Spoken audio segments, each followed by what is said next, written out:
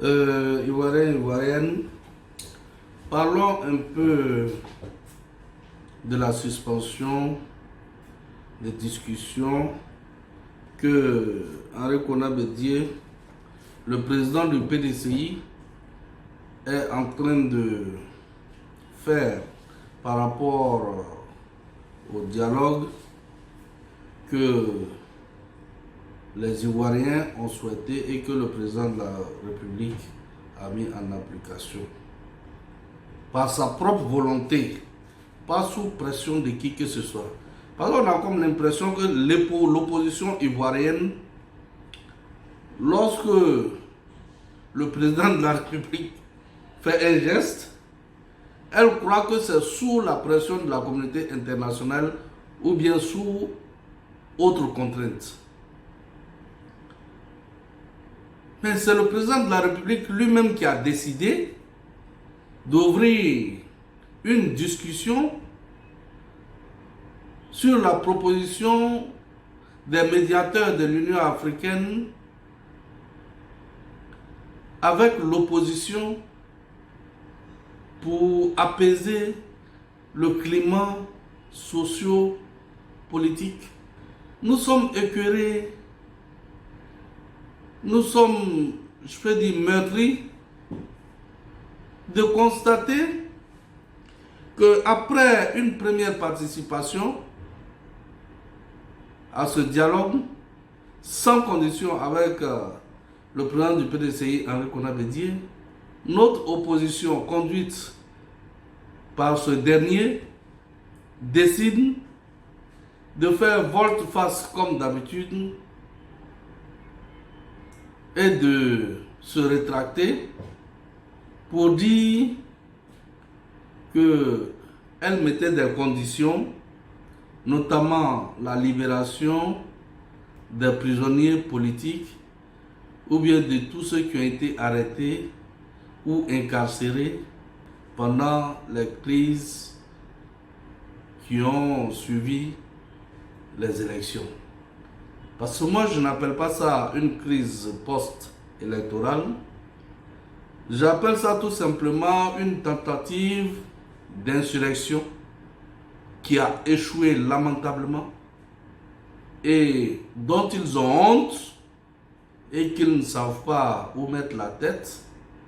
Et lorsque, par la grâce de Dieu, par la grâce du président Alassane Ouattara, il leur a tendu la main, ils ont sauté de manière éhontée sur l'occasion pour accepter le dialogue que tous les Ivoiriens d'ailleurs ont approuvé. Mais malheureusement, nous constatons que notre opposition n'est pas en train de changer d'habitude. Voici une opposition qui pour un oui ou pour un non veut une transition. Oui. Lorsque la COVID-19 a éclaté, c'est une maladie dans le monde entier, ils ont demandé une transition. Ensuite, arriva les négociations pour les élections, ils ont demandé encore une autre transition. Et aujourd'hui, après les élections présidentielles, cette même opposition demande une transition. Mais attendez. Nous comprenons que notre opposition, sincèrement, n'a pas la culture d'opposition. Lorsqu'on veut faire la politique, on se donne les moyens de travailler dans les bases et d'aller à des élections pour les gagner et prétendre gouverner le pays. Oui. Et que ça ne respecte aucune condition et que ce ne sont pas des élections officielles. Ok. Donc ils ont déjà approuvé les élections. Oui.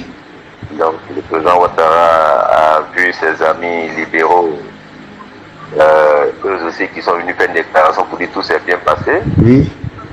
En fin d'après-midi, l'ambassade de la Grande-Bretagne les a désavoués pour dire qu'ils ne reconnaissent pas ceux qui sont venus parler pour Ouattara. Oui. Donc ça veut dire que sur le plan international et autres, voilà, l'homme est isolé. Reçu.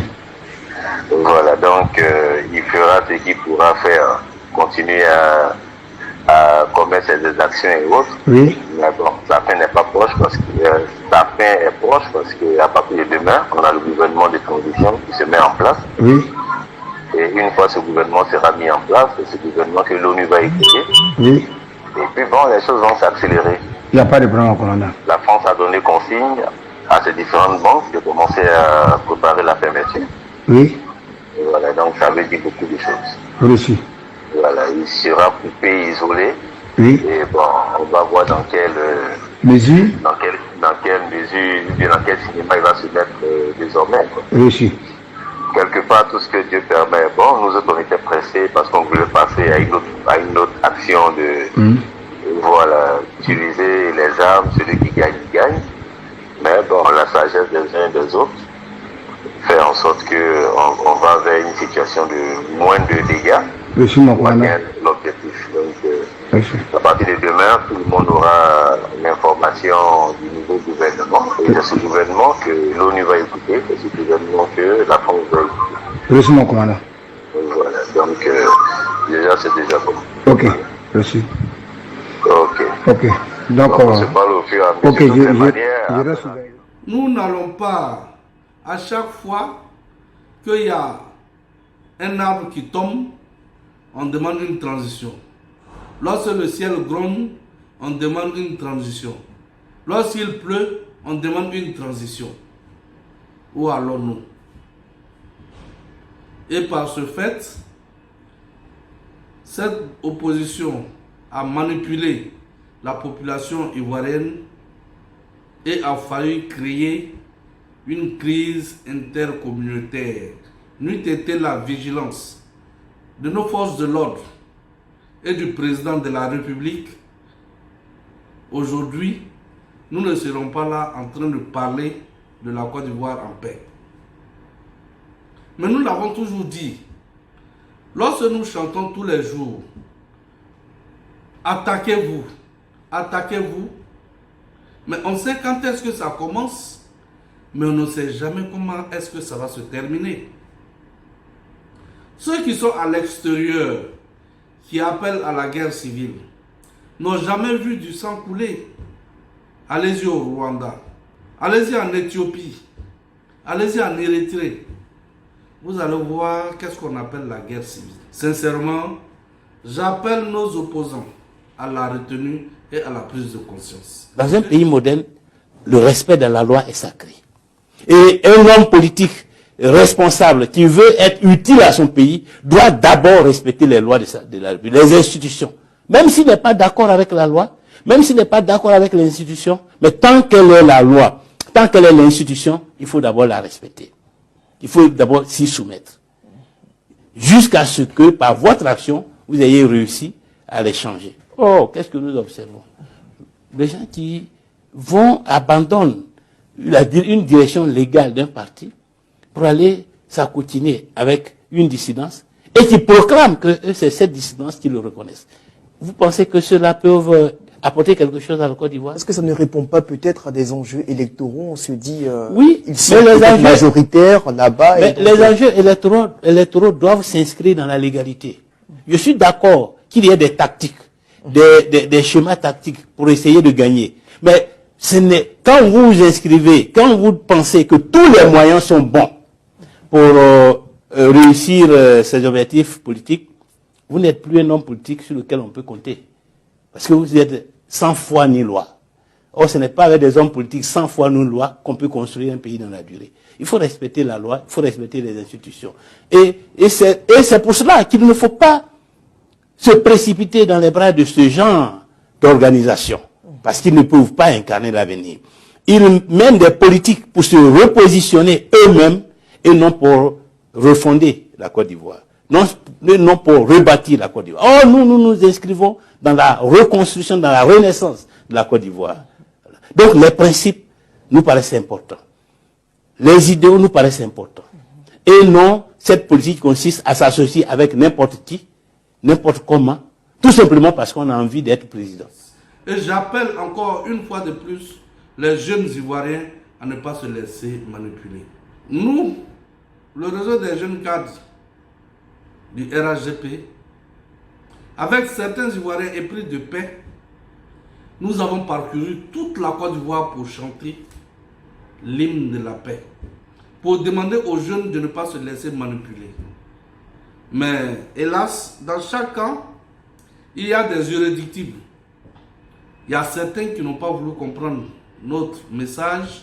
Ils ont applaudi lorsqu'on était là. On a fêté ensemble, on a mangé ensemble. Et dès qu'on a donné d'eau, ils ont écouté les distributeurs de 50 000, 20 000 et les distributeurs de machettes et des fusils calibre 12 pour aller à la chasse à l'homme. Mais ça, considérons que c'est passé. Considérons ça comme un passé douloureux et malheureux pour la Côte d'Ivoire. Et un passé sur lequel nous ne devons plus revenir. La Côte d'Ivoire a trop souffert. Nous les Ivoiriens, on a trop souffert.